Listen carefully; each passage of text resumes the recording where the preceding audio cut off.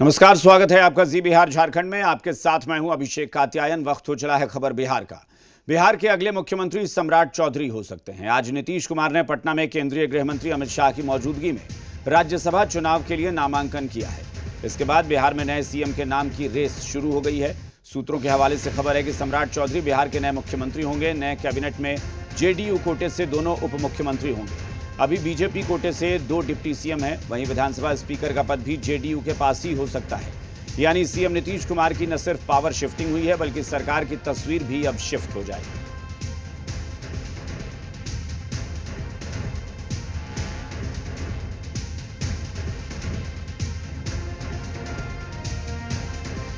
यानी जो फॉर्मूला इस वक्त चल रहा है बिहार की सियासत में, बिहार की सरकार में, फॉर्मूला यह कि जेडीयू कोटे से नीतीश कुमार मुख्यमंत्री हैं और बीजेपी के कोटे से 2 डिप्टी सीएम हैं और बीजेपी का ही स्पीकर है। ठीक यही फॉर्मूला उलट जाएगा और अब कहा यह जा रहा है कि सम्राट चौधरी सीएम हो सकते हैं और 2 डिप्टी सीएम जेडीयू के कोटे से होंगे और स्पीकर का पद भी जेडीयू के पास जा सकता है। इसके अलावा मंत्रिमंडल की भी तस्वीर बदल सकती है, विभाग बदले जा सकते हैं। अब सम्राट चौधरी का सियासी परिचय भी जान लीजिए। वर्तमान में वो बिहार के उप मुख्यमंत्री हैं। बिहार का गृह मंत्रालय भी उनके पास है। 1990 में सक्रिय राजनीति में आए थे सम्राट चौधरी। 1999 में राबड़ी देवी सरकार में कृषि मंत्री रहे। 1999 में सबसे कम उम्र के कृषि मंत्री बने। इसके बाद जेडीयू में शामिल हुए और मंत्री बने। 2018 में बीजेपी में शामिल हुए। बिहार बीजेपी के प्रदेश अध्यक्ष रह चुके हैं। पिता शकुनी चौधरी पूर्व केंद्रीय मंत्री हैं। केंद्रीय मंत्री उनके पिता भी रह चुके हैं और सम्राट चौधरी का भी अब लंबा सियासी सफर रहा है। 2018 में बीजेपी में शामिल हुए थे और बीजेपी में लगातार उनका कद बढ़ा। सम्राट चौधरी बेबाक थोड़े माने जाते हैं, कड़े मिजाज के माने जाते हैं, यानी बहुत अच्छे प्रशासक के तौर पर उनकी पहचान है और ऐसे में जाहिर तौर पर सम्राट चौधरी का नाम सबसे आगे चल रहा है। और इस वक्त हमारे साथ पटना से हमारे सहयोगी रजनीश जुड़ गए हैं। सीधा रुख करेंगे रजनीश का। रजनीश, सम्राट चौधरी ये नाम बिहार की सियासत में पिछले कुछ वर्षों में लगातार सुर्खियों में रहा है। चाहे वो नीतीश कुमार महागठबंधन में रहे हो तो बीजेपी के साथ सम्राट चौधरी रहकर नीतीश पर अटैकिंग रहे हो। जब सरकार बनी तो डिप्टी सीएम बने।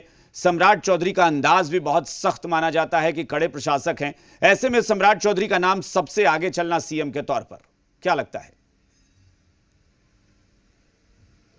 देखिए, राजनीतिक जो परिदृश्य है वो बड़ी तेज़ी से घटनाक्रम जो है वो बदल रहा है। हालांकि अंदर खाने एक तरीके से कहें तो जो रणनीति के तहत सारी चीज़ें जो है पहले से जो तयशुदा है और जो ब्लूप्रिंट तैयार है उस अनुसार बीजेपी और जो सहयोगी घटक दल है वो आगे बढ़ रहे हैं। और उसी कड़ी में जेडीयू के साथ जिस तरीके से कल एक जो बात विचार और तमाम सारी बातें ऊहापोह की स्थिति और अंतिम तौर पर फिर परिणति उसकी जो है वो नामांकन के तौर पे राज्यसभा सदस्य चुने जाने को लेकर मुख्यमंत्री नीतीश कुमार का। और अब जो तस्वीर है उसमें ये है कि मुख्यमंत्री नीतीश कुमार अब दिल्ली का रुख करेंगे और ऐसे में एक नई जो अगली पीढ़ी है एक तरीके से कह ले राजनीतिक तौर पे, और नई पीढ़ी उसको मौका मिलना है। और इसके तहत अब जो संभावनाएं हैं वो बहुत सारी है, लेकिन ये भी तय था चुनाव के समय भी। हालांकि मुख्यमंत्री नीतीश कुमार के चेहरे पर चुनाव लड़ा गया, लेकिन ये कहा गया था कि अंदर खाने आने वाले समय में बीजेपी का अपना मुख्यमंत्री होगा। हालांकि जो समय सीमा जो अंदर खाने चल रही थी राजनीतिक गलियारों में ऊपर के लेवल पे, उसमें मई तक का समय जो है वो मुकर्रर था कि उसके बाद एक समय जो है निर्धारित होंगे और एक रास्ता बनाया जाएगा। लेकिन इतना जल्द ये सब कुछ हो जाएगा ये बहुत लोगों को इसका आभास जो है वो नहीं था। जिस तरीके से होली के समय में घटनाक्रम ने अंतिम रूप लिया और जिस तरीके की तस्वीर और तस्वीर बदली है, अब बहरहाल चेहरे की बात आ गई है तो बीजेपी के मुख्यमंत्री होंगे ये लगभग तय है, इसमें कहीं कोई संशय की बात नहीं है। और रिवर्स होगा, जब जेडीयू के मुख्यमंत्री थे तो 2 डिप्टी सीएम थे, उसी तरीके से बीजेपी के मुख्यमंत्री होंगे तो जेडीयू के 2 डिप्टी सीएम होंगे। और जो सदन में आसन का सवाल है उस पर भी कमोबेश वही स्थिति है, उस तरीके से बदलाव की बात है। अब चेहरे की जहाँ तक बात है, 3-4 जो महत्वपूर्ण नाम थे, अब उसमें जो सबसे रिलेबल और सबसे जो प्रभावी जो बातें कही जा रही है, और साथ ही साथ बीजेपी के तो अपने तरीके से वो अपने नेता को चुनते हैं, इसमें कोई संदेह और किसी तरह की बात नहीं है। लेकिन यहाँ पे जेडीयू भी साथ में है और उनके अगर मन मिजाज को टटोले और जाहिर तौर पे मुख्यमंत्री नीतीश कुमार और आसपास के जो बड़े नेता हैं उनका भी जो राय मशविरा है और ये सारा कुछ अगर मिलाकर देखें जो तस्वीर सामने में आ रही है उसमें सम्राट चौधरी सबसे ऊपर के नाम जो हैं वो मुख्यमंत्री के कुर्सी के बेहद करीब हैं। अमली जामा जहां तक पहनाने की बात है पूरे प्रकरण में, देखिए अभी 9 अप्रैल तक का समय है, जबकि 5 जो सीट एग्जिस्टिंग है उसका कार्यकाल है। 10 तारीख से जो नए चुनकर सदस्य जाएंगे उनका समय होता है। तो इस तरीके से समय अभी थोड़ा है और इस बीच जो सेटल डाउन करना और एक जो उथल पुथल सी स्थिति और कुछ कार्यकर्ताओं में जो मनोभाव और उनके सारे उद्गार जिस तरीके से आ रहे थे, इन तमाम चीज़ों को सेटल डाउन करने में थोड़ा वक्त ज़रूर लगेगा और इस बीच में अंदर खाने बाकी चीज़ें भी जो है वो विस्तार होगी और साथ ही मूर्त रूप भी लेगी।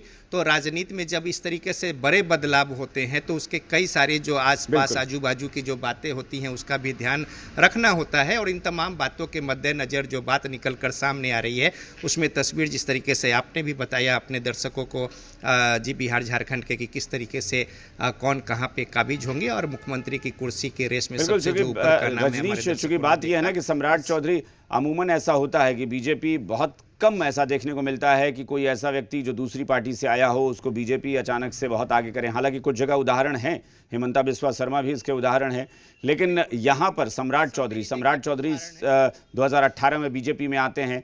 उसके बाद से उनका कद लगातार बढ़ा है बीजेपी में। शायद उनका अंदाज ऐसा रहा है कि बीजेपी को लगा, क्योंकि सुशील मोदी के बाद लगा था कि बीजेपी को कौन लीड करेगा बिहार में, एक बड़ा चेहरा कौन होगा, तो सम्राट चौधरी प्रदेश अध्यक्ष के तौर पर भी उसके बाद भूमिका निभा लिए। उसके बाद फिर वो विधानसभा में विधायक दल के नेता बन गए, विधानमंडल दल के बल्कि नेता बने जब वो एमएलसी हुआ करते थे और अभी भी नेता हैं। तो जाहिर तौर पर सम्राट चौधरी का कद बीजेपी ने 2018 से लेकर 2026 तक बढ़ाया है। इसलिए शायद लगता है कि सम्राट चौधरी इस बार फिर से केंद्रीय नेतृत्व की पहली पसंद बन सकते हैं। इसमें सबसे जो महत्वपूर्ण पद था जो आपने छोड़ दिया वो प्रदेश अध्यक्ष की कुर्सी। प्रदेश अध्यक्ष का जो पहले ही बोला कि बीजेपी के प्रदेश अध्यक्ष रहे सुशील मोदी के मतलब नहीं रहने के बाद। बिल्कुल बिल्कुल बिल्कुल बिल्कुल। तो इस तरीके से अगर आप देखें तो हर एक महत्वपूर्ण जो पद है जो पार्टी और संगठन के स्तर पर और साथ ही साथ सरकार में जो भागीदारी होती है और उसका जो प्रभाव होता है और तमाम उन पैमानों पर सम्राट चौधरी बेहद खरे उतरे हैं। न सिर्फ खरे उतरे हैं बल्कि वो प्रभावी रहे हैं और साथ ही साथ जो एक रौब दाब होता है शासन का और साथ ही साथ जो एक प्रभाव होता है तमाम सारे जो औरा की जो बात होती है, अगर किसी बड़े पद को आप संभालते हैं तो उसका जो एक व्यक्तित्व की जो बातें जहाँ पे आती है तो आप सदन में भी देखेंगे कि चाहे वो उठने को लेकर, बात रखने को लेकर या किसी सदस्य जो सहयोगी मंत्रिमंडल के हैं किसी जवाब अगर हावी हो रहे हैं, विपक्ष अगर सवाल पूछने में और उत्तर को लेकर कोई बातें हैं तो उसको टैकल करने को लेकर इन तमाम मुद्दे मसले पर न सिर्फ सदन के संचालन में, क्रिया प्रणाली में, संगठन के स्तर पर बल्कि सरकार में भी उनका जो कद है आप देखेंगे कि प्रधानमंत्री नरेंद्र मोदी के साथ जिस कद के साथ वो एंट्री होता है, चाहे वो जनसभा में हो या तमाम जगहों पर हो या फिर गृह विभाग जो उनके पास आया है इन बातों को हो, तो इन तमाम बातों को अगर आप देखें और साथ ही साथ चूंकि मुख्यमंत्री नीतीश कुमार के उत्तराधिकार के तौर पे जो व्यक्तित्व बिहार की गद्दी को संभाले उनमें वो तमाम गुण जो है वो होने चाहिए। दूसरे राज्यों में और बिहार में काफ़ी अंतर है और राजनीतिक रूप से बिहार की जो सजगता है और ग्राह्यता की भी बात यहाँ पे आती है और साथ ही साथ सामाजिक स्तर पे समीकरण और तमाम सारी बातें। तो उस लिहाज से अभी सबसे जो नंबर 1 पे जो नाम है वो सुशील मोदी का मैं बार बार इसीलिए जिक्र कर रहा हूँ कि सुशील मोदी लंबे समय तक बीजेपी का चेहरा बने।